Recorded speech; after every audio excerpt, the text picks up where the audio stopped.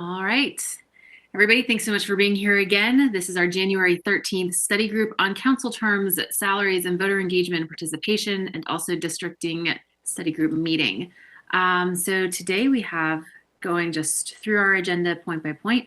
First thing we have is approval of the minutes from our December 16th meeting. Did anybody see any changes that they thought needed to be made to those minutes?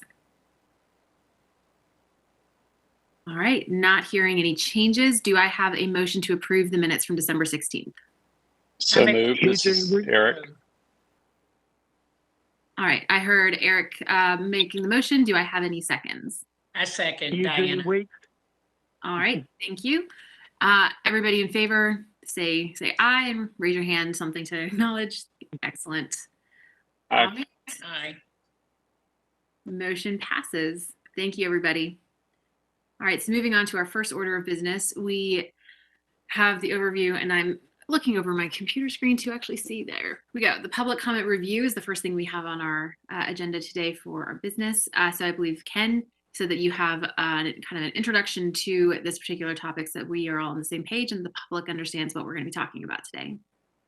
Yes, thank you. So I'm going to, in a second here, share a brief presentation that gives an overview of what we've heard today. And this includes the email input closed out yesterday, the 12th. And so I'll be giving you an update, verbal update on that.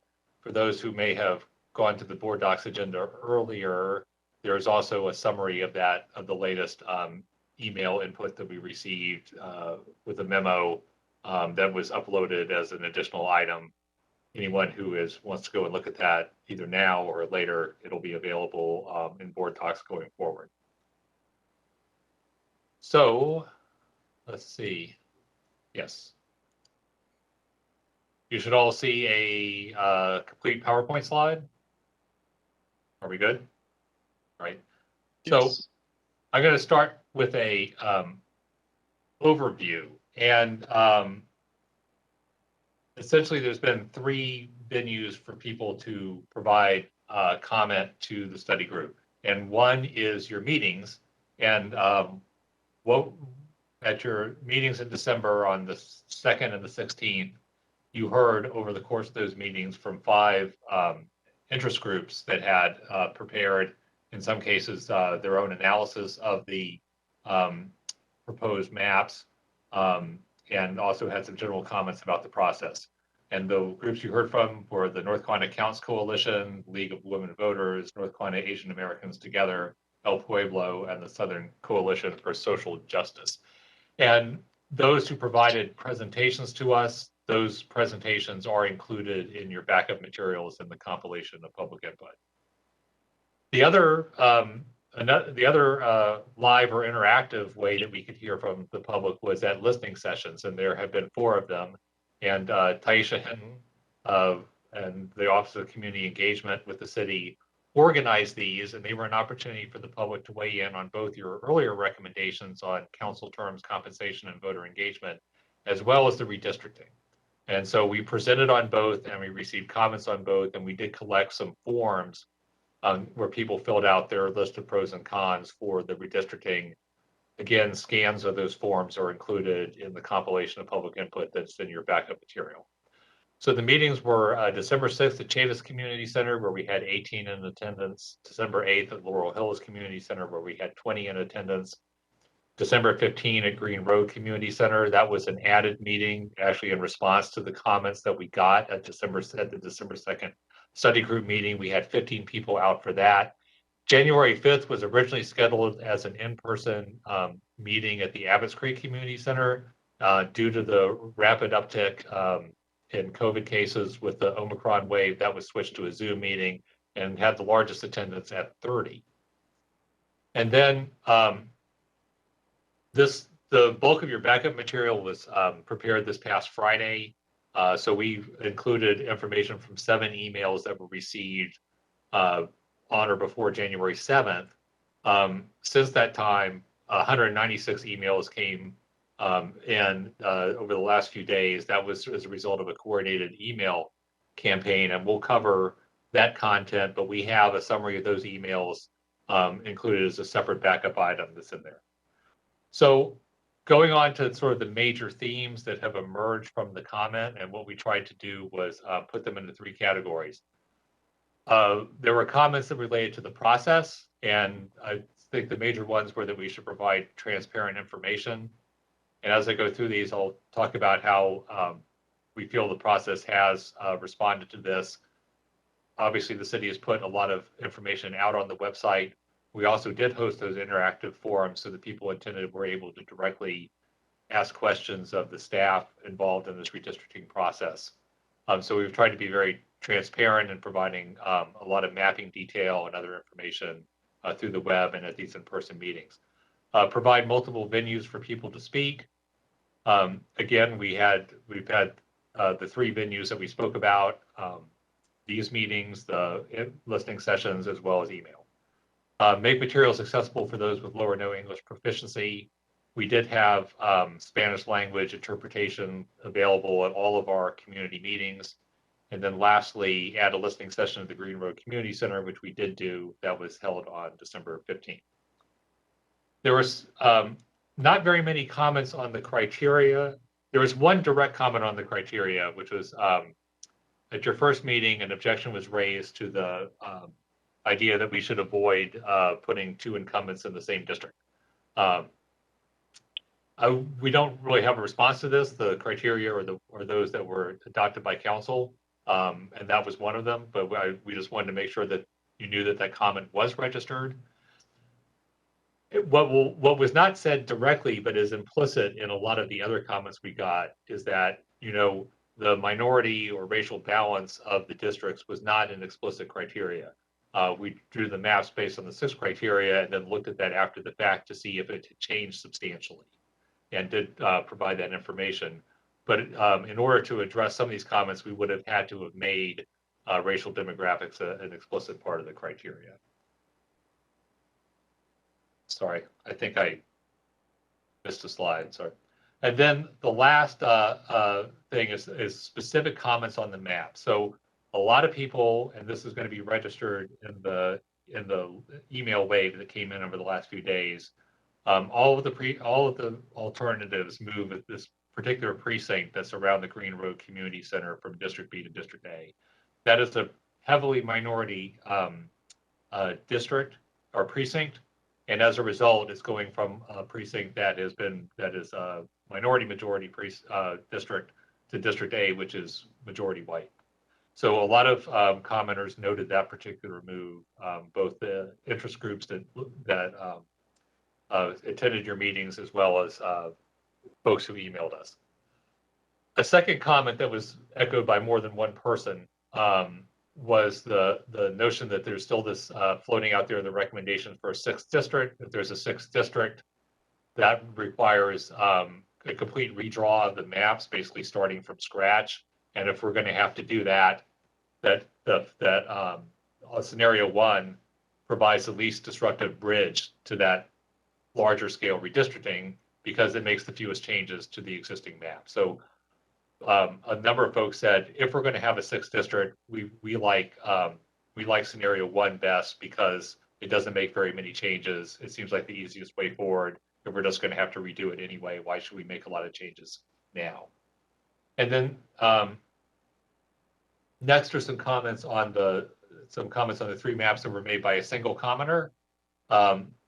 First one is that one of the groups noted, and this is obviously factually correct, that in all these alternatives, District C is over target by 2% or more in all the scenarios. That leaves it less headroom for future growth, even though it has a lot of future annexation area. That is really a function of the fact that in order to avoid that, we would have to have moved a precinct from District C to District D, which would have kind of been a significant departure from people's understanding of what was in the 2 districts and what constitutes West Raleigh and East Raleigh. It could certainly be done, but that was one of the reasons for that. So someone commented that they thought District E should be primarily outside of the Beltline, but that was one person. Another person commented the Brentwood neighborhood should stay in District B. That was a resident of the Brentwood neighborhood. It was noted that on the compactness scores, scenario 3 is the most compact.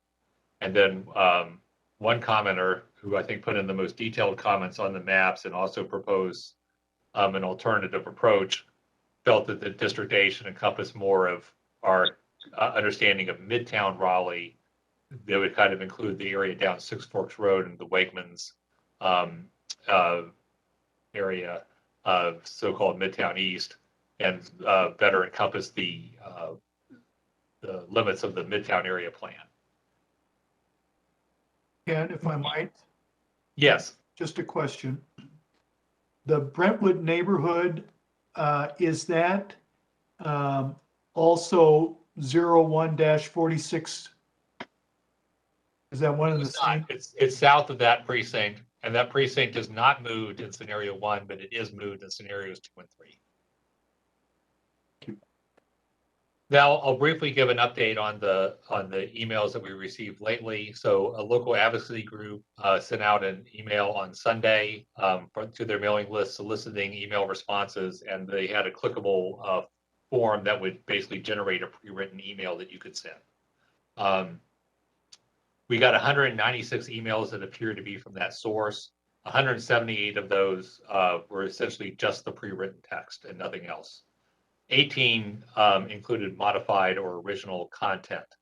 And what we've done in terms of the summary, instead of giving you a copy of the 178 identical emails, we've created a document that has the pre-written text so you can see it. And then we've included copies of the 18 that were modified in some way from that original. At least one of those seemed to have deleted most of the original text and replaced it with something original. Some of them kind of restated the same points, and some of them included some additional points. Some of them took the opportunity to comment on the state level redistricting process as part of their email. So here are the points of the pre-written email summary. That the criteria do not protect against diluting minority voting power. So that's essentially the same comment as it relates to precinct 01-46.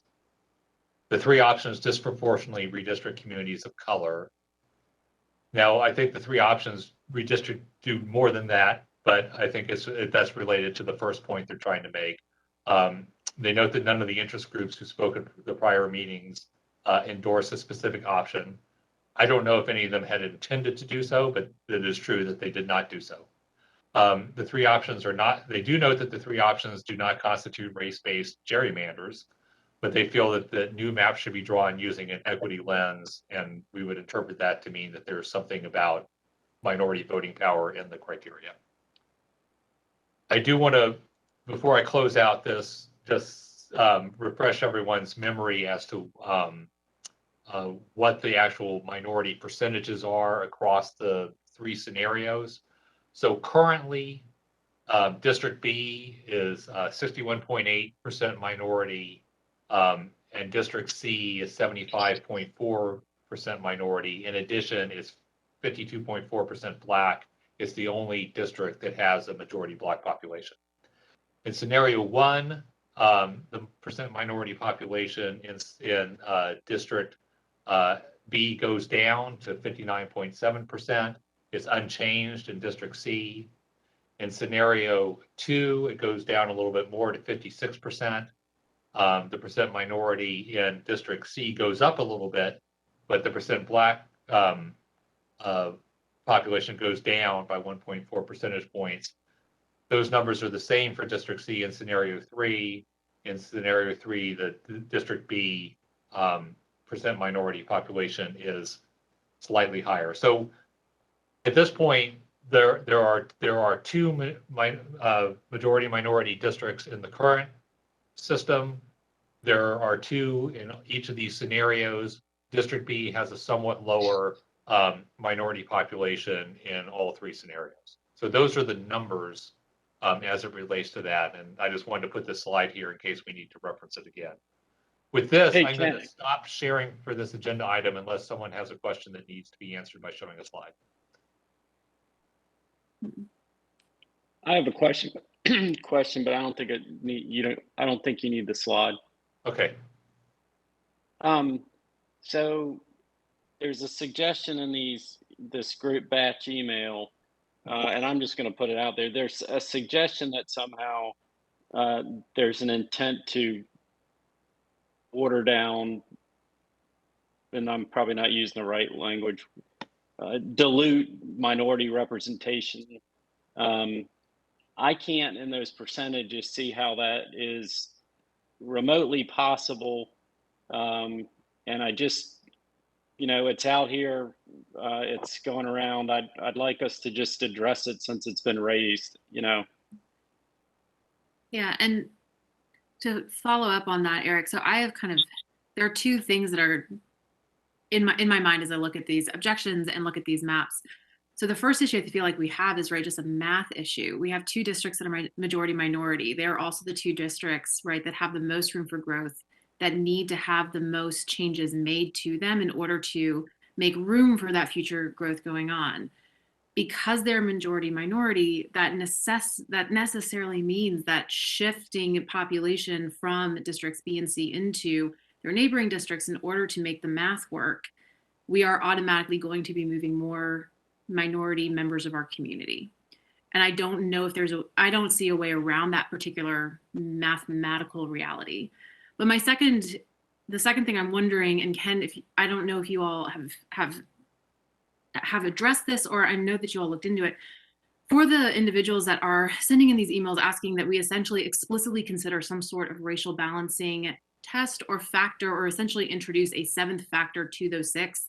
My understanding is that an explicit consideration of race is unconstitutional. And so introducing that as a factor is not permitted. It's one thing, my understanding is, to go in after the fact to assess the impact, right, of racially blind map drawing. But my understanding is that you cannot do explicitly racial balancing in the map drawing process. Is that correct? Or can you speak to that at all? I will defer to our city attorney, Robin Tatum. Well, yes, thank you, Robin. Talked about that. You not be drawing maps for the purpose of allowing. Robin, you're very hard to hear. I wonder why. Can you hear me now?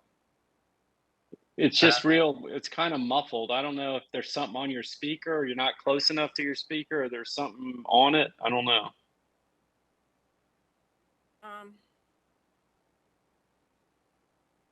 Can you hear me now? Yeah, it's better. We'll make it's not do. great, but it's better. I don't know. I'm all the way up. I've been sitting here all day. Yeah, we talked about trying to, and there's some lawsuits going on right now that allege that districts have been drawn for the purpose of trying to get a particular group elected.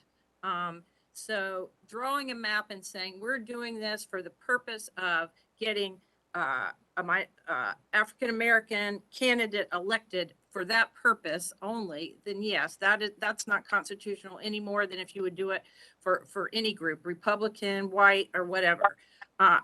We've used criteria, one of them that is talks about keeping similar communities together, that we've used to recognize criteria. I think we've said that we wanted to make sure, based on the data, that there was not any kind of adverse impact to the racial makeups for the particular district. And I think Ken has done that.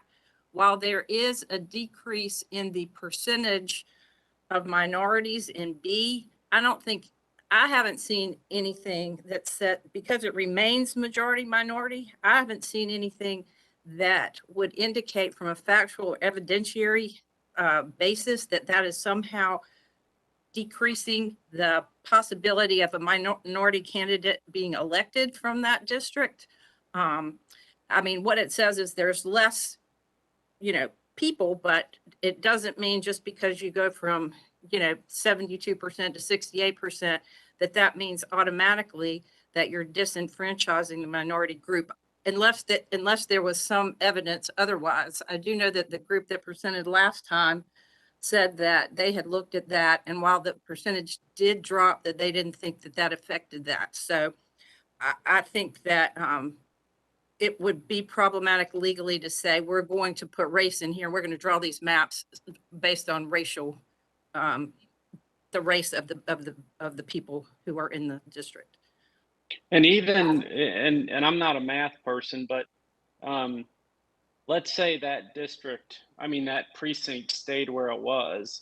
And I think this is getting to Catherine's point. If it stayed the way it was and we moved predominantly a white precinct or precincts to get the math right, the same effect would happen if we added or took away majority white precincts. The prevailing percentage of African American minority population would still be reduced one way or the other. It would either be done by adding more non-minority precincts, wouldn't it? Or am I missing the boat on that? I'm not sure I entirely understand where you were going. There are certainly there are probably ways to balance the population and that lower the minority percentage in districts. Somebody needs to mute, I think. I'm guessing it's Robin Might because be. her audio changes just changed. It's possible to move different precincts than we moved that would have different knock-on impacts, but potentially not lower the minority percentage in District B to the same level that it is under these scenarios. There would be other implications of that, but of course, I think where we are is that the charge given to the study group is to evaluate these three alternatives, not to draw another one. Right. You know, in your report back to them, and when we get to the topic of the report, we can stress this. If this is something you think ought to be done, you can recommend that the council ask us to do it. But at this point, within the charge of the study group, I think you kind of have to finalize a pros and cons list. And then as part of that, if you say, here are some cons that can only be addressed if you ask staff to consider another alternative, council could take that under advisement and see if they want us to do that or not. And I wasn't suggesting that. I was just trying to make sure we try to explain to the community, you know, what the situation is. And also just to clarify, and I think expand on what Robin suggested, none of the groups that presented to us that were voting rights groups or advocates, none of them raised this as a concern. They addressed it, but none of them raised the issue of potential dilution of minority vote as overall a concern. I don't think, did they? They did not in their presentations. And I think Harvey has a thought as well. Yes, if you look, Harvey, your sound just cut out. I said, if you look at, can you hear me? Yes. We can now, yeah. If you look at the minutes from the previous meeting, the Southern Justice Group specifically noted that there was not an impact on the ability for people to be, dropped you again, but there was not a specific impact on the ability for people of color to be elected. Yeah, and I think what we have here is potentially two different lines of reasoning that might be crossing a little bit. So on a macro perspective, we currently have 5 districts, 2 majority minority, 3 that are not majority minority. With the changes made, that would remain the same at that macro level. My understanding from some of these objections in these emails is that for the communities in the precincts being moved out of the majority minority districts into majority white districts, that the minority members of those particular precincts of those particular micro communities, right, not the Raleigh wide macro communities, that their candidate of choice might be affected. Mathematically, because one person wouldn't vote is the supreme, right, factor that controls everything.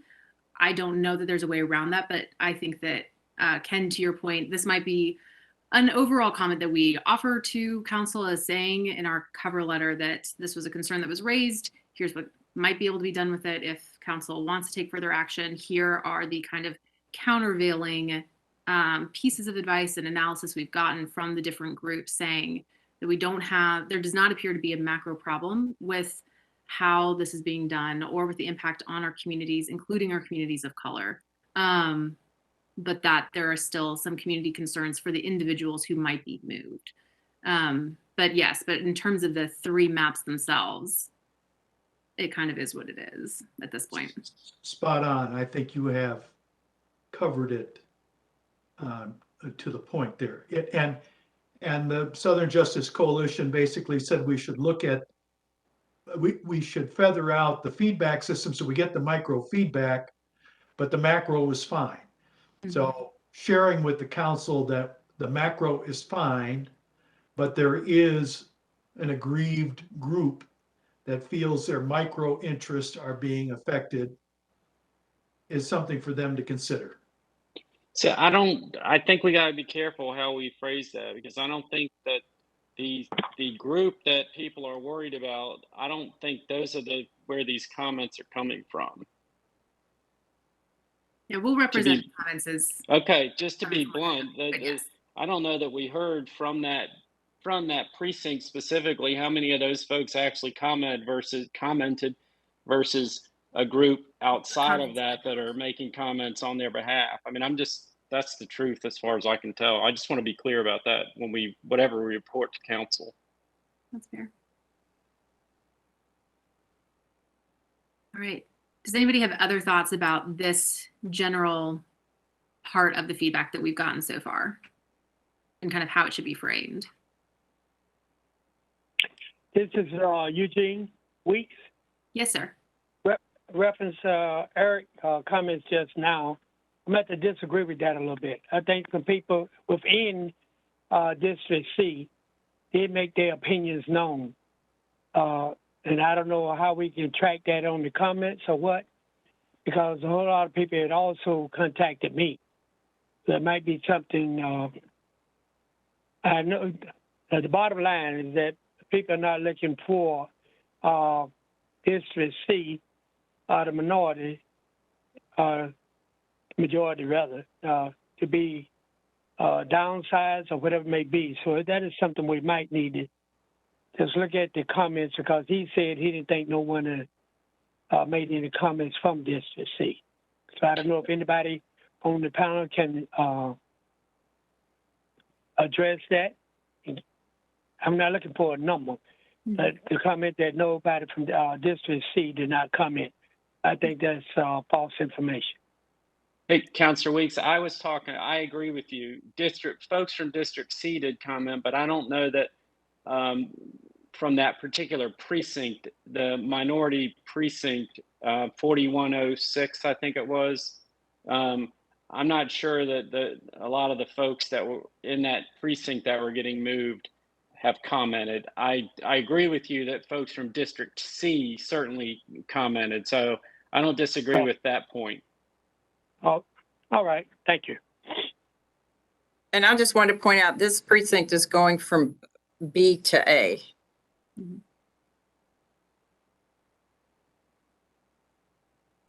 I'm sorry. Yeah, it'd be. Sorry, I've been thinking C. My apologies. All right. Yeah, I believe under scenario 3, there might be a district that moves from C to E. But all points well taken. Okay. Do we have other thoughts so far on the nature of the feedback we've received, how we want to represent and handle it? And we can talk more about that also once we also talk about the pros and cons for the specific maps.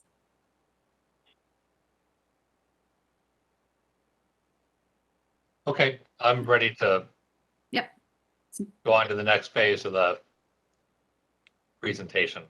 Perfect. Thank you. So this is the draft pros and cons summary, and this was also in your backup. And I say there's essentially 2 major sources of these pros and cons. One is staff has made some factual observations about the maps. And I call them factual observations because whether you consider them pros or cons is a matter of judgment. And whether you think they should be on the list is also a matter of judgment. And what we tried to do is be comprehensive. But if you determine that you feel that something shouldn't be on the list or there's something missing from the list, obviously the study group has the final say. This was just a starting point for discussion. The other source was obviously the comments. And in some cases, those were the same. Staff had noticed the same things that the commenters had made, since we all were working off the same piece of information. And we haven't identified them as one or the other. In the written document, there's a couple quotes we included just to illustrate some of the points that came from the comments or the emails. So I've got 6 slides, pros for alternative 1, cons for alternative 1, and same things for alternative 1 and 2. So let's go through this. So the pros for alternative 1, by intent, it was the least amount of change. It's only moving really 1 precinct, technically 2, but that other one was just a small sliver of population that was on the west side of Falls News Road. It's balanced. So no districts more than 2.7% away from population. The district boundaries are at least as compact as what we currently have. The diversity of the districts is maintained. So I think we've already gone through that. District B is under target by 2.7%, so it has lots of room to grow through annexation. District C is the least over target in this alternative. Compared to the others. I think it's 2% versus 2.2. And we added this in response to the comments, which relates to the very first pro. If there's going to be a 6th district and a ground up redistricting, then this is the map that maybe is the least disruptive to serve as an interim map until that larger, more complex redistricting would occur. The thing about this comment, I think it's a very logical comment to make. It's obviously dependent on whether or not the council takes the recommendation for 6th district. If they do not, then I think that this is no longer a pro for this map. If they do, then it probably is a pro for this map. So the cons, the first one is that we talked about this in earlier presentations, is that District C has by far the most future annexation area, and that isn't changed by this. So District C is over the target population and retains this enormous area for future annexation. And then we've talked a lot about already today precinct 01-46 moving from B to A. So this is going to appear on all these lists, but we're just including it to be inclusive. Let's go to alternative 2. So alternative has the best balance in that the largest deviation is the smallest. It's only 2.2% compared to 2.7% in the prior. Part of we wanted to highlight some of the pros in terms of why this alternative was drawn the way it was, and it adjusts the boundaries such that District B is primarily north of 540 and District A south of 540. So we don't have it. So geographically, it looks more compact. Same thing for the boundaries between District C and D. It follows South Wilmington Street, so it's logical, easy to remember. D and E, that better follows Wade Avenue. So this alternative kind of uses these major transportation corridors as boundaries between the districts. This one corrects the imbalance between future annexation area between B and C. The diversity of the districts is largely maintained as we've gone through there. And District B, although it's not as far under target as the prior option, is a little under target, giving it room to grow through future annexation. The cons of this, District C is over target population by 2%, and it has still has a lot of future annexation area. We've covered precinct 01-46, and I think the other one that was mentioned by one of the study group members is that there's a much smaller precinct down on South Wilmington Street, 01-25, which moves from C to D. D is still a somewhat diverse district, but it's not majority minority like District C is. So it moves from there. And I think there's about 800 and some people in that precinct. That is, of course, what produces the putting the boundary on South Wilmington Street. which was one of our pros. If we didn't move this precinct, obviously District C would be even more over target population than it is. So alternative 3, we got 4 districts rather than 3 extending inside the belt line. Maybe that's a pro. We just put it down there. District E takes in all the neighborhoods around Umstead Park, which may constitute a community of interest. Future annexation areas more evenly divided between B and C. That's the same as alternative 2. Diversity of the existing districts is largely maintained, as we said, and consistent with one of the public comments we got, extending District A inside the belt line unites more of the area in the Midtown plan, kind of considered part of Midtown Raleigh, into a single district.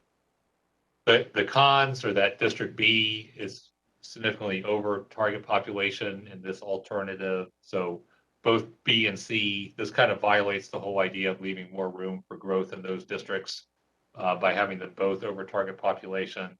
And then we already covered the move of the 2 precincts. So that really concludes all the presentation materials I had prepared for today. And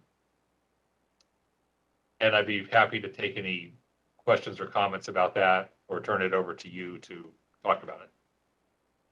What question, Ken? Yes. Ken, so when you originally did this and you looked at the annexation potential in C, I guess that's the one that jumps out on number 1. Did you all have a sense that that particular development flow was not as likely to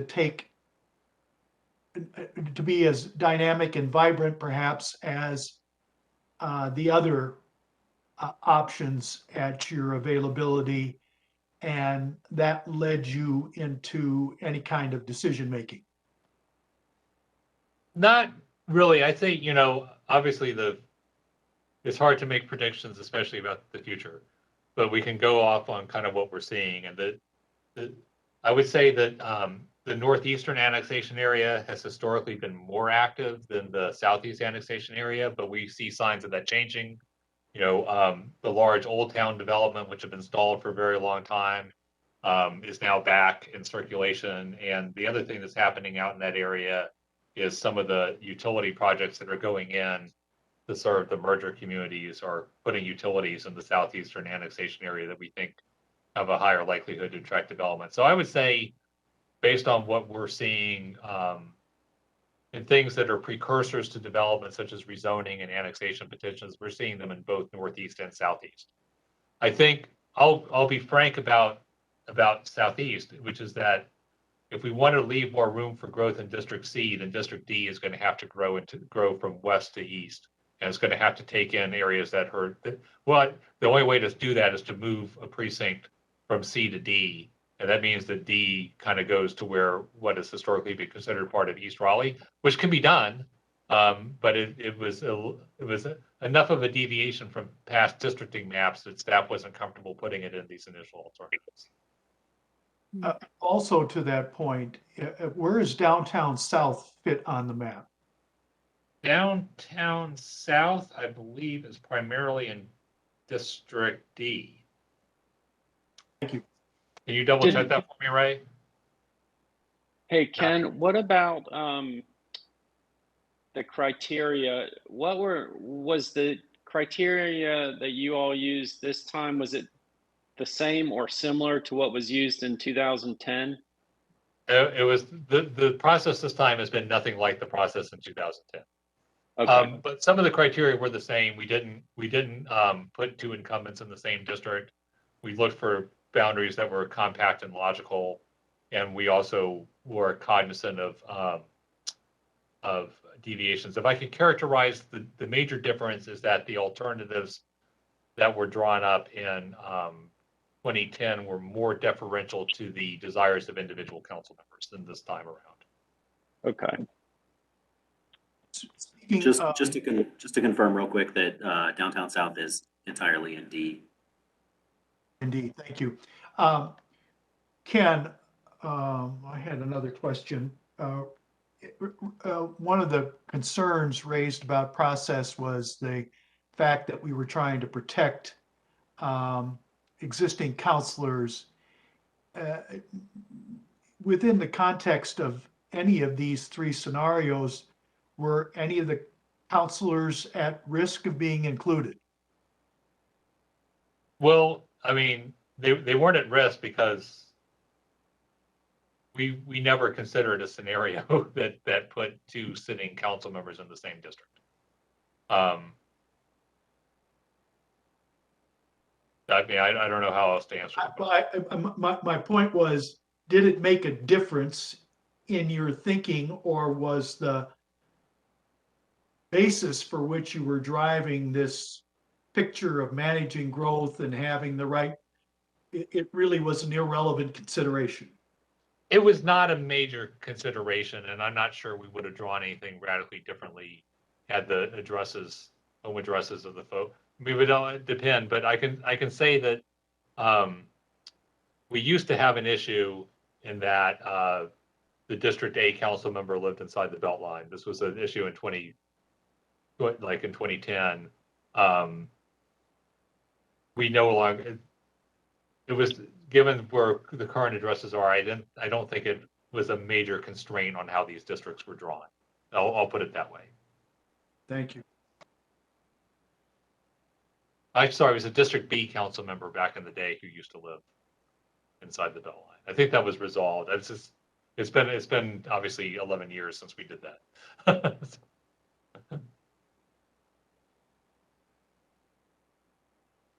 All right, well, if we don't have any more kind of questions or issues or concerns that are common to all three maps, does anybody object to kind of talking about the map scenarios 1, 2, and 3 in order and seeing if there are any additional pros or cons we think should be included? No. All right. So starting with scenario 1, which is our minimally invasive option. Does anybody have additional pros or cons that they think should be included? Any questions that need to be answered about this in order to be included, or any other general thoughts? No.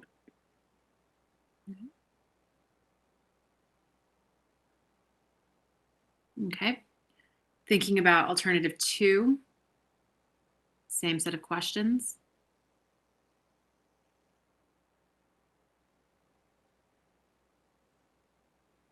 Would it be helpful if I put the slides back up? With the maps? Yes. Sure. Maps, or do you want to see maps or do you want to see the list? Oh. We can do either one. List, perhaps? The list. I'm sorry, I didn't catch that. List. The list. Yes. Okay. All right. And let's go ahead and start with scenario 1, just so it's all up there. All right. There we go. Thank you, Ken. Oh, you're welcome. What just happened?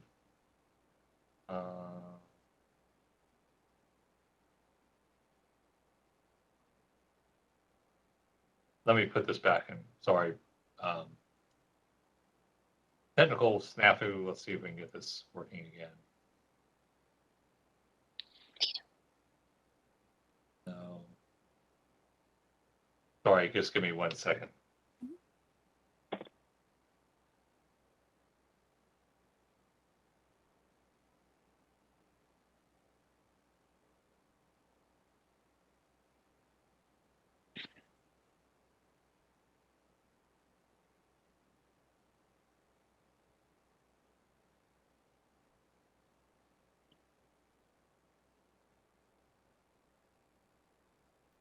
Oh, I see what I'm doing. Never mind. Hold on. This time it'll work. I was on the last slide. And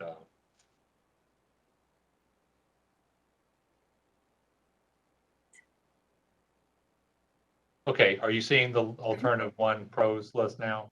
We are. Great. Yes. All right. Okay, so this was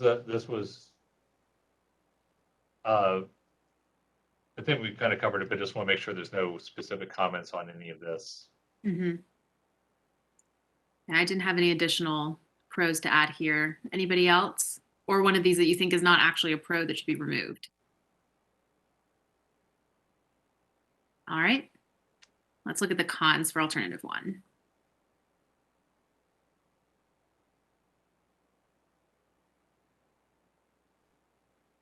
Okay.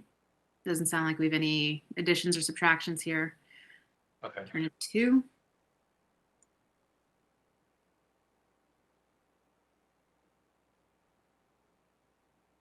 All right. Any thoughts or comments? All right. Let's look at the cons.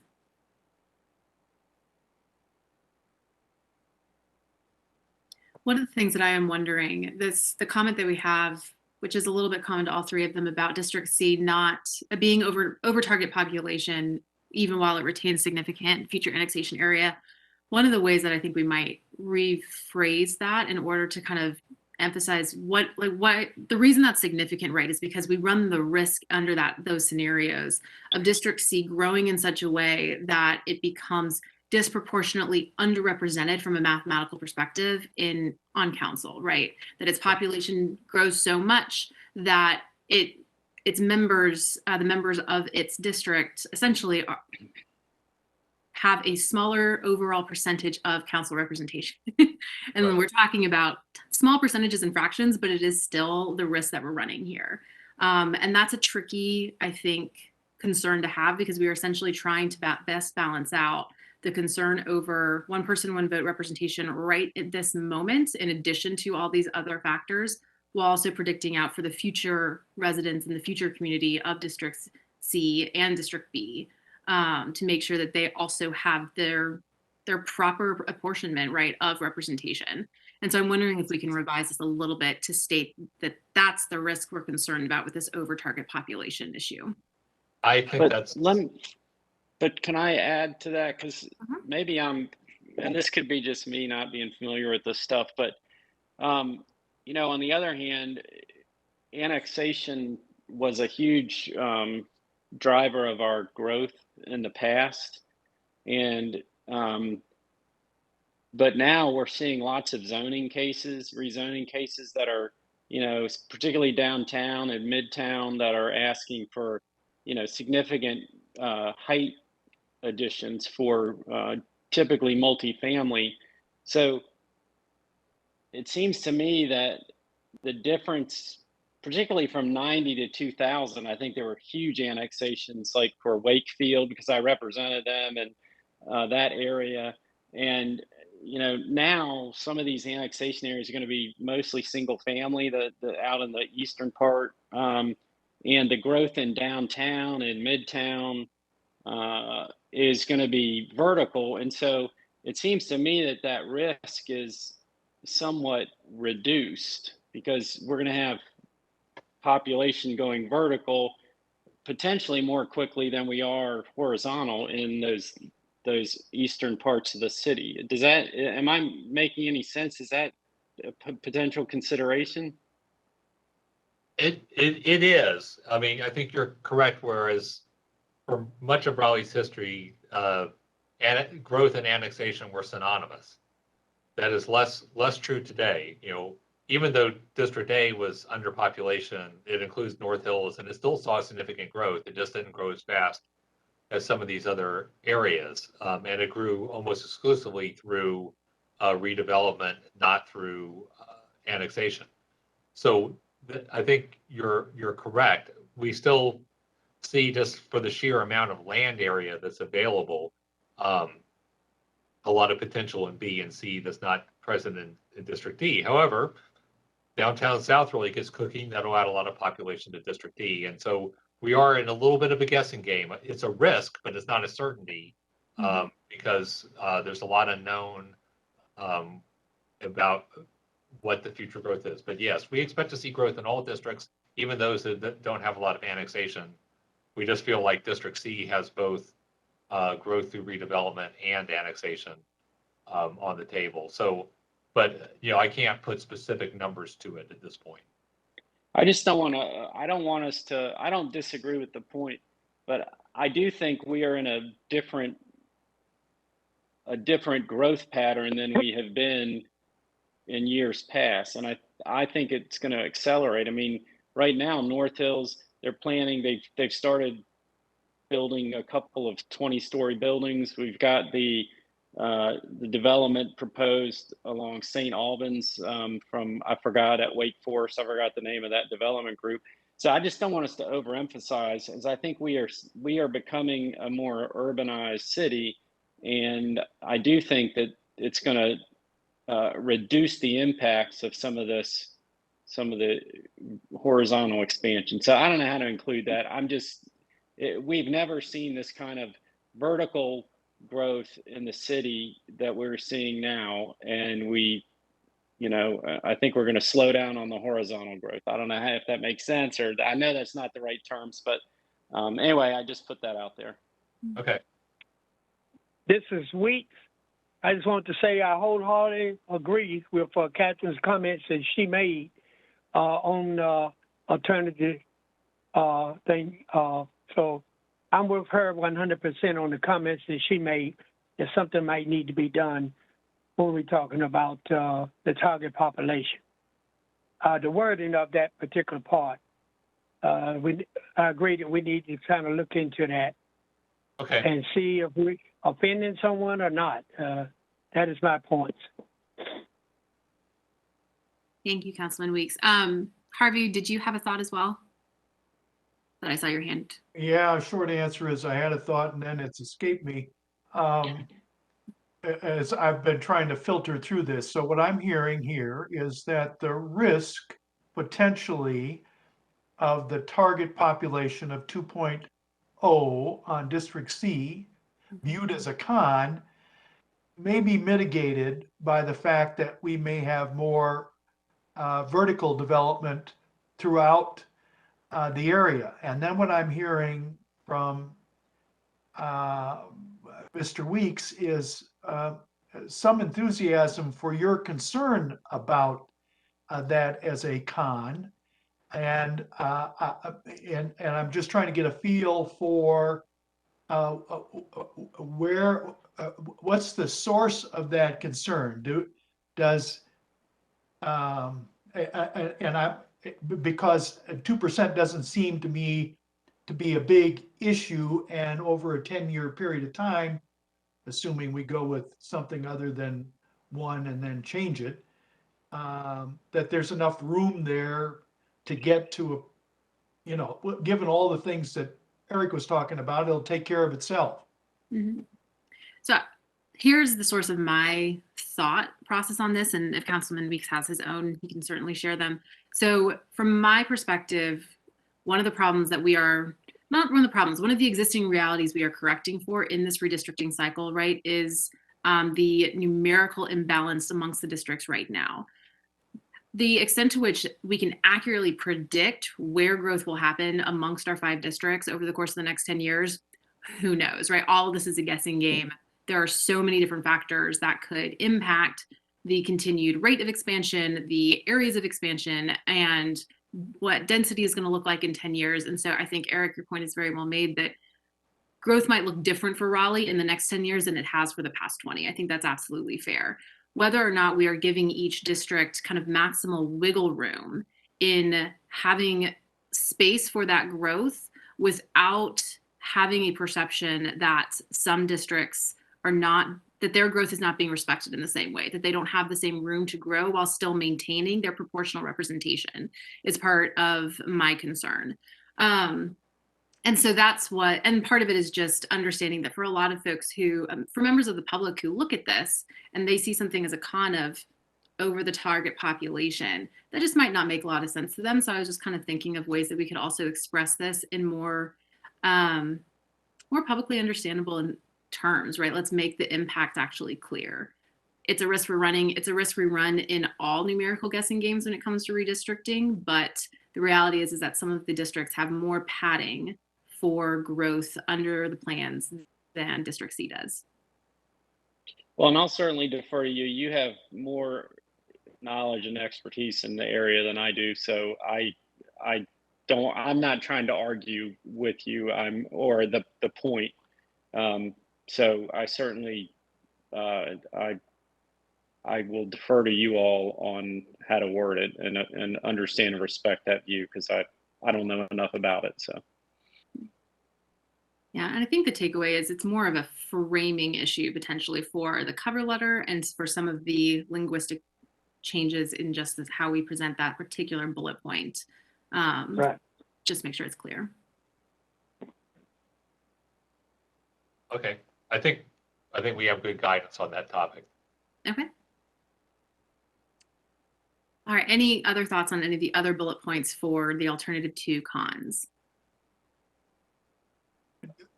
Does it make sense for us? Well, I don't know. 146 and 125 were viewed as cons in what appears to be a micro sense, that those precincts express some concern about being moved into a location where their impact perhaps is diluted. I don't know whether that's the case or not. Just trying to understand, again, to reemphasize why 46 and 25 feel uncomfortable. Mm-hmm. You know, the only reason why we highlighted them, and I think you raised an excellent point, should they be on the cons list or should we highlight them somewhere else in your report out to council? Is that they are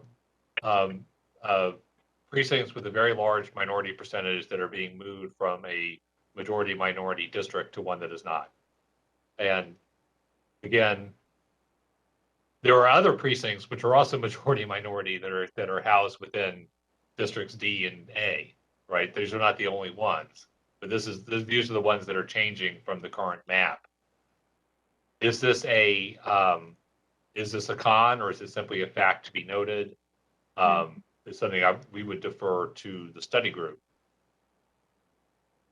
I mean, I somewhat feel like, and again, this is coming from a middle-aged white person, so I may be misspeaking, and I'm not trying to offend anyone, but I mean, these are factual statements, and you know, in some regard, if you just look at it on the not in terms of voting, but you know,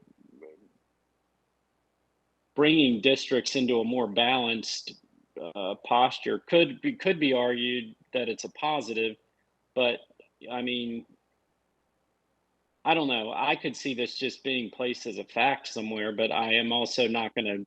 It's not something that I feel overtly or strongly about. I'm just trying to understand, you know, if it's clearly a con to people that are knowledgeable about voting and you know dilution of votes and things like that, or perception and framing, like we talked about in the last item, I'm fine with it. But on the other hand, it's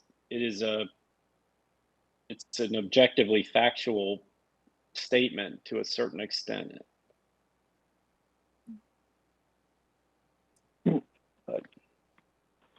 Yeah, Eric, to your point, that's sort of where I feel.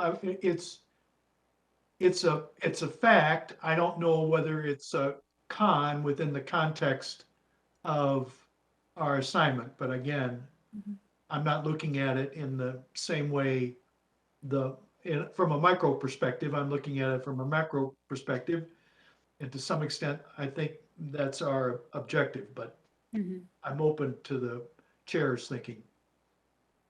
Yeah, I wonder if the way to express what I think these two bullet points are getting at is to include the fact that we've had some expressions of community discomfort with these precincts in particular moving, right? Because the problem is not necessarily that macro perspective, like you said, that we're making the math work by having these precincts move. It's simply that there has been some discomfort expressed by those communities.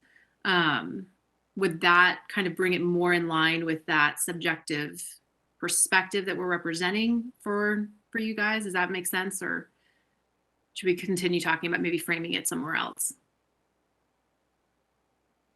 I mean, if we stated it or relocated it as you know factual information, but then conveyed the community concerns about you know that there is some discomfort, because I don't know that but again, I think that this doesn't convey the concept that there are folks in the community that are concerned about it, and community concern doesn't necessarily make it a con or a pro, just because there's an interest or a concern expressed.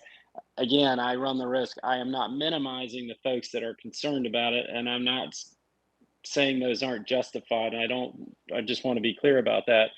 But the way these are worded doesn't convey that they are concerns of the community, or that they're here because we've heard expressions of concern from the community. So I think there's something missing from that. Either we should express it more clearly that way in these cons, or potentially relocate these and then make sure we include the information that we have received, comments that there are concerns about relocating these two precincts.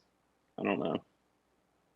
Okay. And again, I'm just raising it. I'm going to defer to others if there's a clear view consensus about what we say. I'm happy to just defer to the group. Yeah, this is Diana. Oh, Diana. Go ahead. Mhm.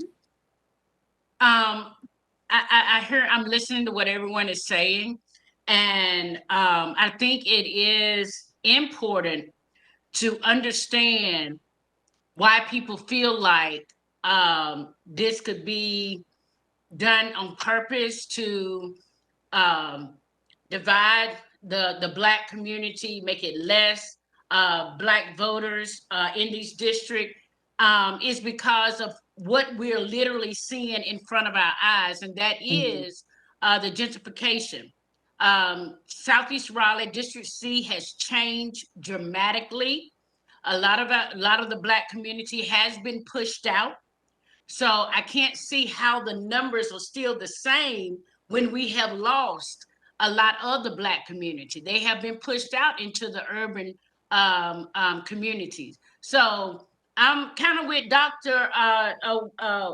Weeks, is that it is a concern for the Black community to see the change that has happened in District C. Yeah, it looks it looks this way, the numbers, but in just general conversation, that's not the conversation we're having. The conversation is that it's changing to how would I say it, to to match the new growth that's coming into Southeast Raleigh, if that makes any kind of sense.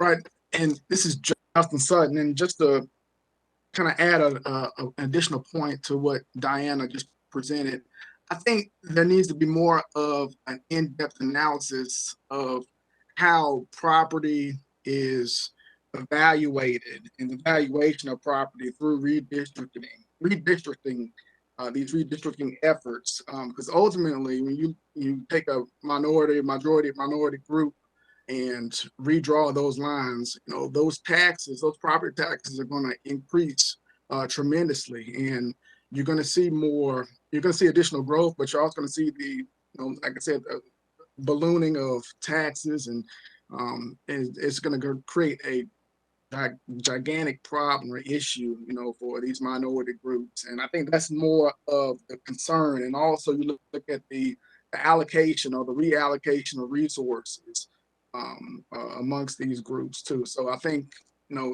these are all valid points. And I think there probably needs to be more of analytical type, study or review based on tax assessments, and also how these property values will be affected over time through redistricting and the redrawing of these lines. So.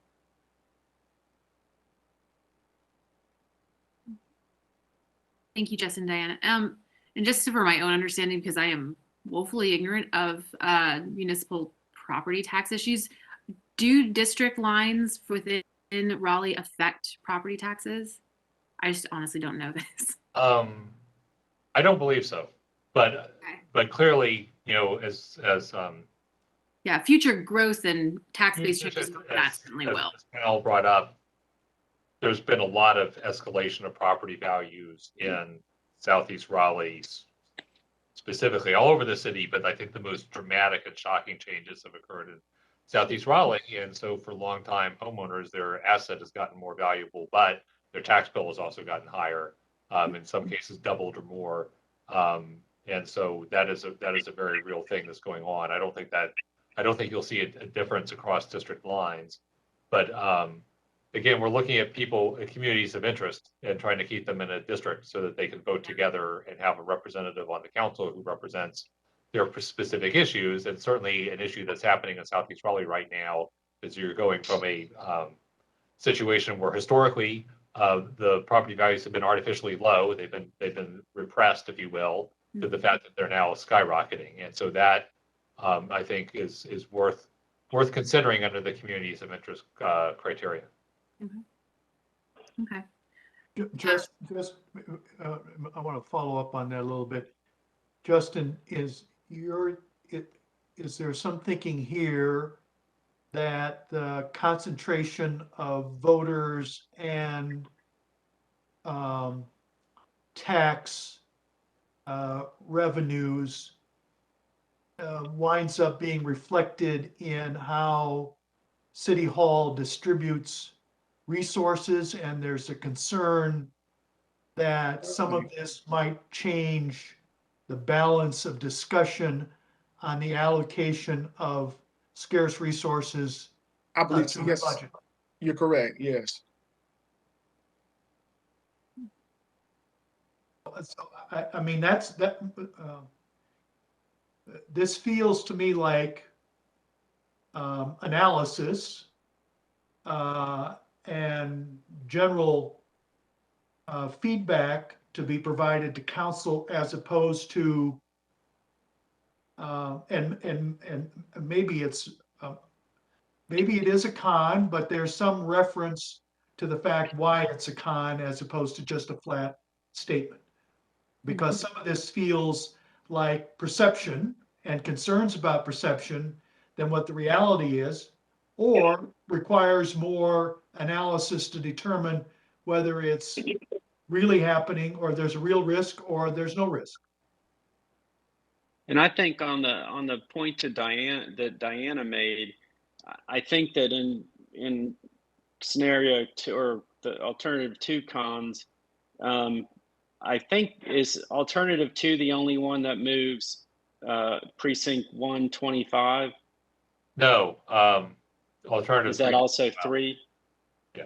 And 3, we heard a lot of negative feedback, but I think that's the one that I think from perception wise, you know, it has had so much gentrification, and I can see where the public, you know, might say, hey, listen, there's a whole lot of gentrification going on in C already, and now look, you're taking city, you're taking a majority black precinct and moving it out, which is exacerbating, you know, the gentrification that we are seeing now. Whether that, you know, plays out statistically, I don't know, but it certainly, I can understand that feeling when you're in District C and you're seeing such a demographic change.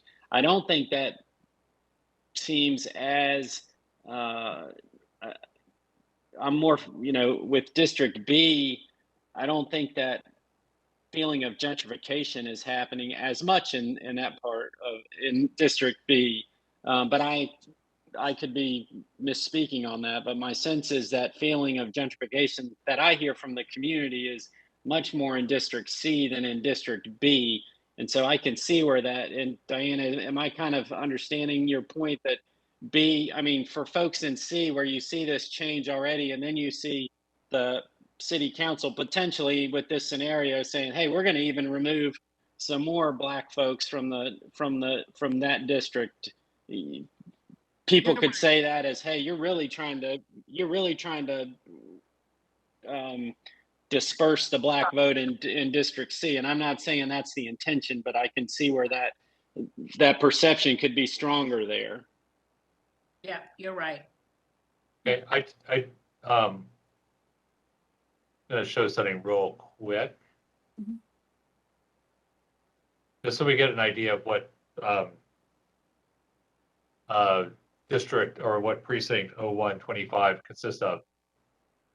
Essentially, the bulk, this is the precinct sort of on top of an aerial photograph centered on the screen. The bulk of it is Walnut Terrace, which is Raleigh Housing Authority, and Heritage Park, which is there at Dorothea Drive and West South Street, is also Walnut Terrace.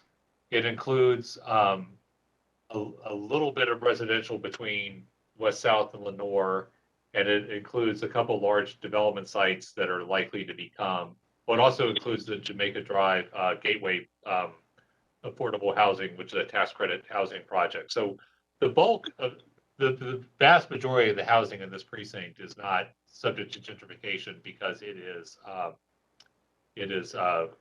legally binding affordable housing, either owned by the housing authority or financed through the low-income housing tax credit. That will change somewhat if some proposed developments go forward, particularly near the Chamber of Commerce. They're adjacent to the Progress Energy Center for the Performing Arts. There's some larger scale redevelopment proposed for that. But I want to provide a little bit of context to exactly what that precinct looks like. Well, in the interest of full disclosure for the community, I'm on the Raleigh Housing Authority, and so are dealing with some of those redevelopment projects. But I think that even clarifies it more, because I remember you talking about that. My impression is that those communities certainly relate more to folks in District C than they do B. Mm-hmm. And so, I mean, D. Yeah. And so I do think that's actually, I think that is a con, because I think you're removing them from a community that they are actually part of and relate more closely with. But that's just my opinion from the housing authority side. I cannot say that I'm not trying to speak for those folks in that community, because I don't know them well enough to know what their preference is. But so I think what I'm hearing is that there seems to be a developing consensus that we think there's an acute community of interest problem under scenario 2, in the cons column of moving 125 over from District C into District D. Would that characterization accurately kind of capture our discussion here today? How do folks? Yes, much better than my wandering around the wilderness. Yes, you did a much better job. This is the benefit of listening first, Eric. Thank you for talking. Yeah. Well, I should listen more, but DNA doesn't allow that. So. All right. How does everybody else? What are your thoughts about that kind of characterization for that bullet point with 125? Yeah, you summed it up real well. I think you summed it up Great. well. Okay. I do have a question, and I didn't mean to step on you, Diana, there. If we ascribe that logic to 25, does it at all impact our logic on 46? So I attended the Green Hills Community Center listening session that we held. I did not hear, and we can go back to some of the notes that we received there. And I think I saw Taisha was on here at one point, and she can correct me if I'm wrong. I did not hear the same level of acuteness with the concern. I think it's there, but I would describe it as being a slightly lesser than the concern we're hearing over 0125. Ken, could you bring up the map of that area if you could, like you did? Is that something you can do easily, or Ray? Precinct, yeah, hold on a second. Because my sense is that's kind of more of a blended area. Mm-hmm. Again, so it's that whole area is kind of seems to me more of a that precinct seems like it's part of that, both of those kind of districts in terms of the community. I don't see a distinct break as much as I feel like there was from 125, but I could be wrong. So yeah, so that precinct is basically New Hope Church Road on the south, Capitol Boulevard on the east, Millbrook Road on the north, and then Old Wake Forest Road on the west. And it is definitely not as dominated by it's not dominated by either public housing or legally binding affordable housing. It does have a fair number of apartment developments along Green Road that I think are driving some of the demographics, and then just some older single family areas that have a higher Hispanic and Latino population in them. But it is in character a very different area than 25. Mhm. And I feel like some of the communities immediately surrounding that are consistent with that development and that pattern. So I guess I'm saying that some of those other precincts around it would have somewhat similar demographics, I would think. Mhm. Including precincts on the District A kind of side of this particular divide. Yes, that's my general sense, but I certainly don't know that to be a fact.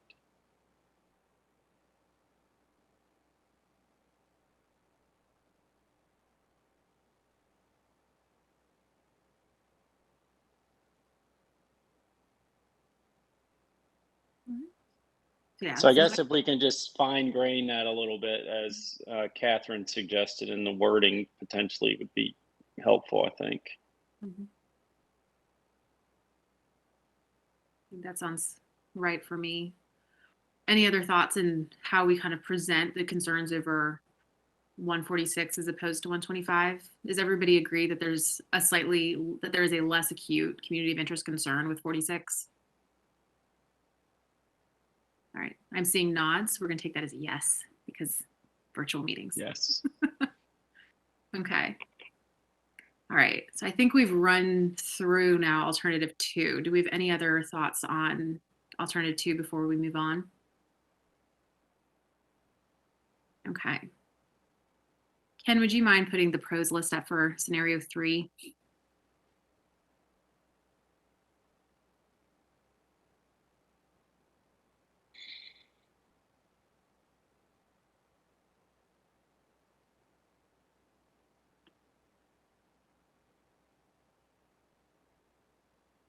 Ken, we cannot hear you.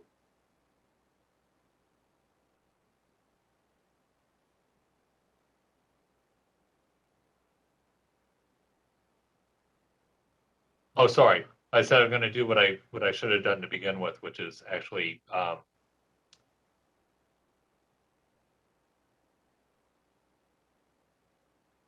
show. Well, never mind. I'm just going to put the list up. I was going to try to show the map just to refresh everyone's memory, but that's turning out to be more difficult than I thought. Mm-hmm. That's fair. All right, so here we go.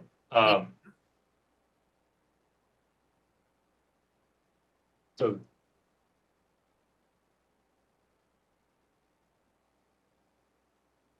Ken, if you're talking, your audio cut out. I couldn't tell. okay, can you hear me now? Yes. Okay, I think I just stopped talking. Okay. But given the technical issues we've had today, I don't want to take anything for granted. Always checking to make sure we're not missing anyone. All right. So yeah. So this is the scenario where we end up having 4 districts that come in into the Beltline. So does anybody have thoughts about the pros that we have here for scenario 3? Harvey, if you're talking, cannot hear you. So the 4 districts rather than 3 extend inside 440 Beltline is a pro because Right? It just depends on whether or not you think it used to be, and this is just sort of historical memory, that there was this thing that they tried to give all the districts a slice of inside the Beltline Raleigh. But whether you consider that a pro or not, I'm not wedded to that at all staying on the list. We just kind of put it down there because historically that had been something that people liked. But I would say that the last pro on here kind of gets at the same thing in a more relevant way. And striking the first thing off this list is probably a reasonable thing if you want to go there. So I had thought about this before. One of the justifications for the idea of having everybody have a piece of inside the belt line, because my initial thinking was, when this kind of relates to when we were talking about districts and adding districts and stuff, but it is relevant here, was if you made the district so compact, then the council representative, if you made them so compact, the counselor might have a harder time representing the broader interest of the city, because their interests would be so aligned with the smaller compact community. So if the district stretched from inside the belt line through out to the north or east or wherever, then a representative would be driven more by his or her constituents to represent the broader interests of the city and not the more narrow interests of a compact district. So that is my understanding of the thought process behind the way they are structured. And so, if you think that's a good idea, then having 4 districts extend into the belt line is a pro, and having only 3 could be a con. I'm not saying it's one way or the other. I'm just saying that was my understanding of the historical thinking of why it was to diversify the districts geographically. Okay. That all makes sense to me. I think I like the idea potentially of striking the first bullet point though, and leaving it with this more substantive bullet point at the end, right? That extending District A inside the Beltline unites more of the area included in Midtown. That just puts an actual impact onto. Yeah, that, I agree with that. Okay. Yeah. All right, we seem to have consensus on that. Agree. Other thoughts about the pros for scenario 3?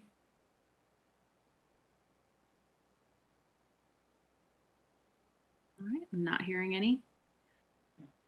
All right, let's talk about the cons for scenario 3. Some of our discussion for scenario 2 will just, I think, cross apply here, particularly the analysis for precincts 146 and 125, as well as that kind of how we kind of revise the language around being over the target population for District C can now also apply to District B. And I don't know if this is a statement for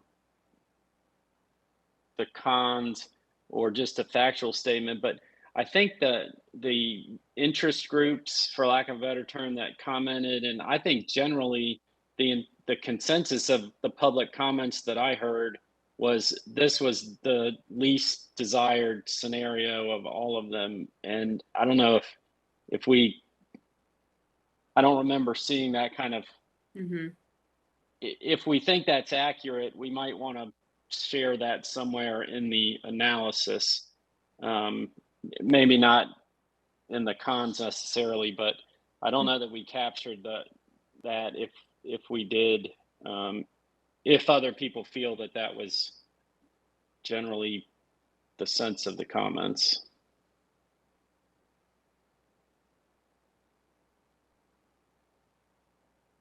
I agree with that. I'm trying to remember. I think there is some comment about that in the kind of cover memo for this pros and cons, but I think that could be potentially a universal comment that gets added somewhere in the cover letter. Harvey? Catherine, I think what I heard here is that this is the most disruptive of the options in terms of moving people around.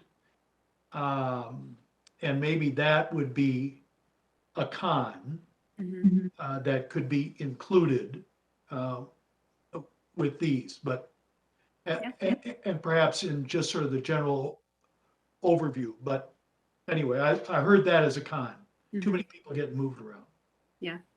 And I think also we can present that either or as its own independent con, right? That just a lot of people change. And some of that's always going to happen with districting potentially, but it is real. And that was a concern that came up with scenario 3 more than it did with the other two. We can also present it as kind of a similar even if con as to the pro in scenario 1, right? If council is going to add a 6th district and embark on redistricting all over again in another year or so, then this becomes like a really big con for scenario 3, where having this sort of maximal change only to then do it again might be extra disruptive, similar with kind of that inverse formula for scenario 1. And I think, are we seeing all the alternative 3 cons? Because at least on what I printed out, it included a quote that was said, too many changes when we will just do it again to add districts. Yeah. Perhaps that. There you go. Yeah, I didn't put the quotes on the PowerPoint slide, but we can note that. I think, we did note for a pro on alternative 1 that is the least disruptive, so it seems reasonable to note the one that's the most disruptive. Mm-hmm. So another question here is, there seemed to be a con about District C over the target population of 2.0. Mm-hmm. Is there a converse benefit by saying we're treating 2 districts with an over target population as a positive so that one doesn't feel singled out? Or are those 2 peas in a pod? My sense of them is that they're 2 peas in a pod, but other people might have other thoughts about it.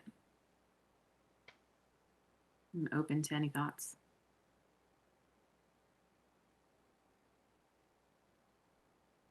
Okay. So my bent would be to mirror some of the language that we talked about earlier in regarding District C being over target population in the bullet point about District B, or having a combined bullet where we end up saying that both of these districts end up over target for District B by, more than half the range that's allowable, kind of.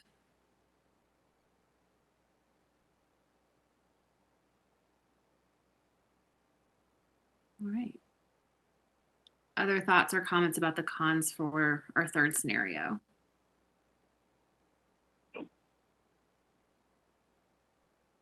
Okay. And I think we're done talking about pros and cons of maps. It's got to be exciting for us all. Which leaves us at the last item on our agenda, which is to get our plan in place for putting together our cover letter and kind of our presentation format and substance for council, so that we are in a position to be reviewing kind of that final version at our meeting next week. So what's on the agenda as the recommendation is that that there would be a cover letter coming from the study group, right? Similar to our proposal that we put together first go around. There would be a finalized list of the pros and cons that we just reviewed as well. And then have an appendix with just everything that's been reviewed, all the comments that have been submitted, both in our virtual meetings and in the in-person listening sessions. Do those 3 components kind of track with everybody's expectations and what they think should be included here? Yes, the one thing I think I would like to make sure we present and are clear on, because I think that there's still some confusion among the public, is that, to state clearly what our charge was, which was to evaluate these 3 options and just the pros and cons, so that folks realize that we were not authorized to redraw maps, change the maps and things like that. I think we should just kind of, and maybe that was going to happen, but in the kind of some preface language about here's what we were asked to do very clearly, and then here's what we did and kind of how we did it. Mm-hmm.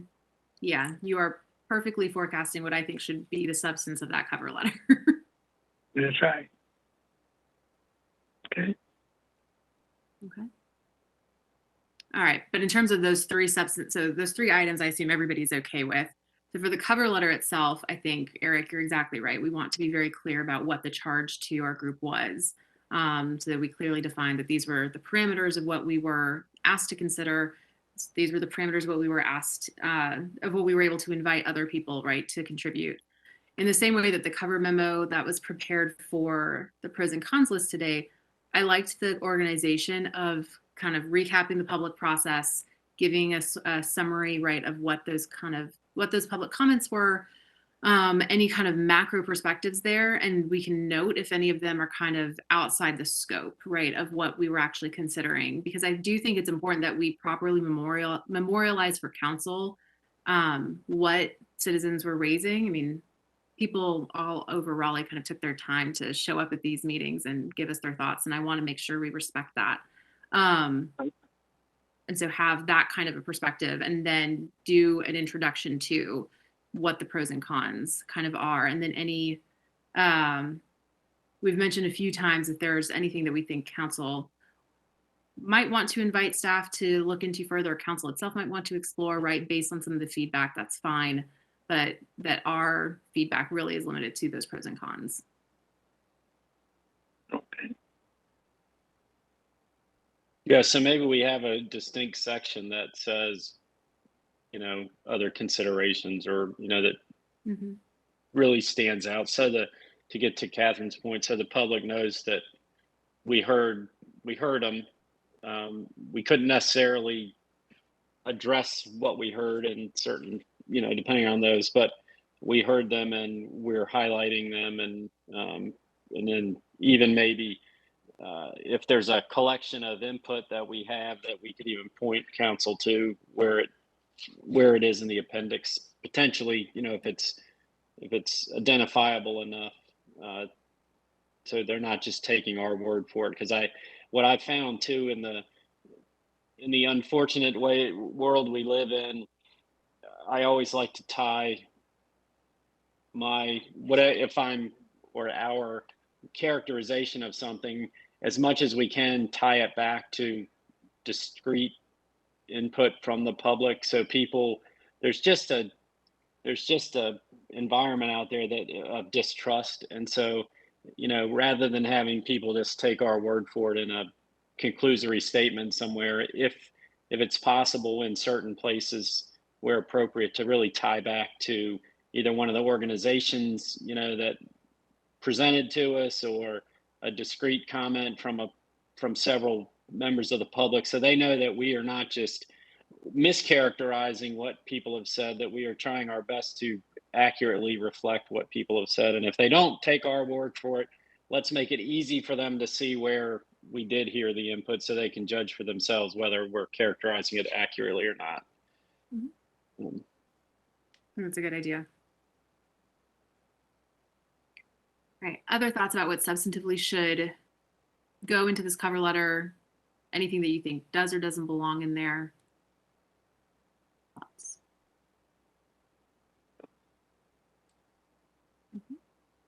So from a process perspective, what I propose is, I think it'd be easiest for me to work with Ken and Robin and the rest of staff to put together kind of the first version of this letter. Hopefully will be the final version of the letter, and we can circulate it early next week. I don't want to speak to a particular timeline yet, but obviously in advance of our Thursday meeting. And then we can see if, once it's circulated, everybody agrees with it. We might not need to have a meeting next Thursday. This is always kind of preserved as a, if we need to, option on the 20th. But does that work for everyone? Would you prefer to guarantee that we're going to meet and talk in person about the letter, or are you comfortable with it circulating and providing feedback in that format? The only concern I have is and Robin, if I understood you correctly, I'm not sure that we can get a letter and then circulate and talk about it outside of the meeting context, because then we're effectively having a meeting and deliberating on the things we're supposed to be deliberating on. Is that? Well, you can't have a group email that's everybody's on the same one. But you can I mean, they can circulate the email and we can review it and have comments ready to go for our meeting. Yeah. Or we could pick up the phone potentially and share our comments with Catherine. But I just want to avoid that scenario where we're all having a group email, having discussions group about email. what we heard, right? No Because group, no group email, but you can send it out to everybody and they can respond separately. Or you can have, smaller groups than a quorum, however you want to do it. But as far as everybody commenting on the same letter and the same email with a quorum, you can't do that. Okay. Then we will not do that. Harvey. Yeah, I'm just thinking we provide our feedback back to you and staff, and we get together on the 20th and see where we go. All right. That works for me. Works for anything me. else? Okay. All right. Is there any final business before we adjourn for today? All thanks right. for everybody's time. I know staff, y'all worked hard on this, and Catherine, everybody, I appreciate the hard work and putting up with my wandering through the wilderness as I quite often do. But thank you. Yes, agreed. Thank you, everybody, for all of your hard work and attention today. All right. Be in touch with our letter, and I will see you all next Thursday. All right. Thanks. Bye-bye. Thank you. Bye-bye.